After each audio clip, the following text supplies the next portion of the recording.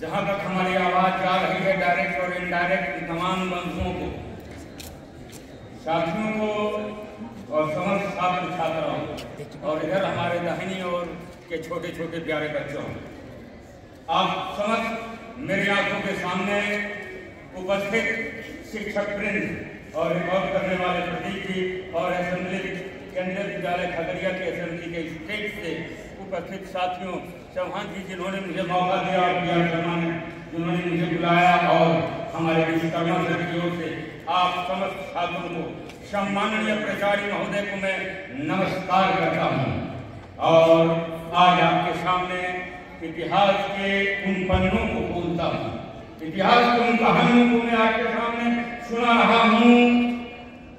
प्रकृति की गोद में जो बसी हुई है, घने जंगलों में बसी हुई, जहाँ की पर्वतें गाती है, नदियां छल अपनी आवाज से गुनगुनाती है, जहाँ के हमारे गेम टीचर हेमरन सर है। ये कहानी उस महान आत्माओं की है जिन्होंने अंग्रेजी हुकूमत की नींव हिला दी। ये कहानी उस युवा तुर्क की है जिन्होंने हिंदुस्तान में पहली बार जनजातीय समाज में वीर गाथाओं की एक कहानी सुनाई। ये कहानी उस मसीहा की है जिन्होंने पहली बार धरती हमारी माता है, धरती पिता की बात। यहाँ मैं बात कर रहा हूँ जिस प्रकार समस्त उत्तर भारत में कुछ दिनों पूर्व हम लोग एक मनाते हैं छठ पूजा, जिसमें एक माँ बहुत मिन्नत आरजू के साथ सूर्य भगवान को जिस मजबूती के साथ पुकारती है, उसी सूर्य की लालिमा के समय हिंदुस्तान में वीर बालक का जन्म हुआ जिनका नाम था बिरसा मुंडा और वो तारीख थी नवंबर 15, 1875। इनके पिता का नाम सपना मुंडा, बड़े भाई का नाम कर्मा मुंडा और इनकी माँ का नाम निर्मा है ब्रह्म। 4 साल बड़े भाई के साथ इन्होंने ये देखा कि ब्रिटानिया हुकूमत और जमींदार आदिवासी समाज को कैप्चर कर रहे हैं, आदिवासी समाज का दोहन कर रहे हैं। ये 4 साल के उस नन्हे से बालक आंखों की चमक ये बता रही थी कि इनके पास कुछ है, इसके शरीर की किरण ये बता रही थी आसपास के लोगों में इनके पास कुछ विलक्षण प्रतिभा है। और यह विलक्षण प्रतिभा महसूस हुआ तब जब अंग्रेजी हुकूमत इन्होंने नींव हिला के अंग्रेजी हुकूमत को खट्टे चने चबा दिए।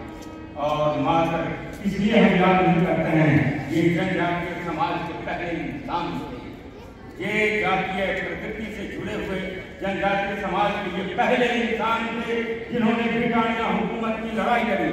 ये पहले इंसान थे जिन्होंने बिहार, बंगाल, उड़ीसा और समस्त हिंदुस्तान के जनजातीय लोगों में एक समग्र चेतना का विकास किया, एक समग्र आशा का विकास किया।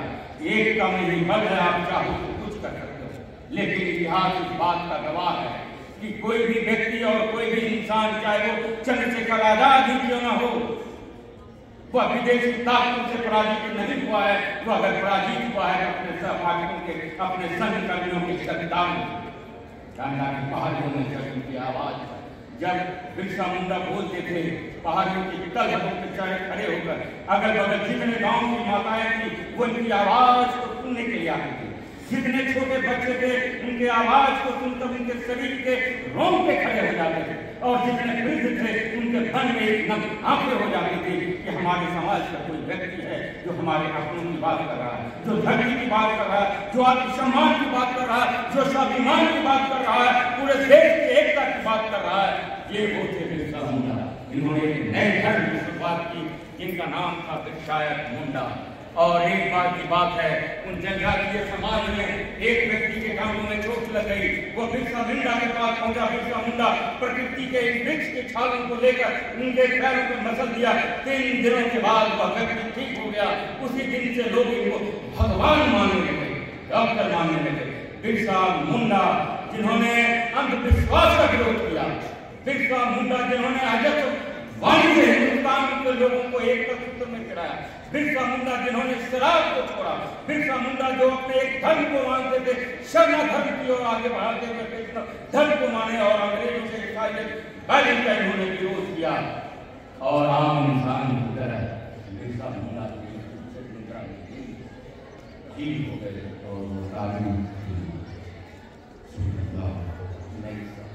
मात्र 25 साल की उम्र में बिरसा मुंडा ने को हिंदुस्तान की शख्सियत में वो नाम फैलाया जो आज भी उसके नाम को याद रखते हैं।